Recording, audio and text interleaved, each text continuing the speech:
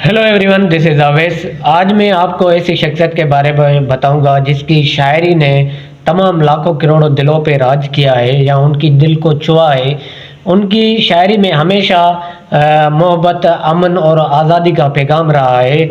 और इस शख्सियत का नाम है, सिंध की मशहूर शख्सियत है शाह अब्दुल लतीफ़ भिटाई, जिसको शाह लतीफ़ के नाम से जाना जाता है।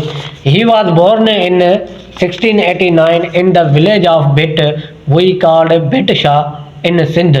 शाह अब्दुल लतीफ़ भिटाई की शायरी का मकसद सिर्फ मोहब्बत और इंसाफ कायम करना है। और इनकी ज़िंदगी में इंसानियत के लिए तमाम बहुत गहरी मोहब्बत छुपी हुई है।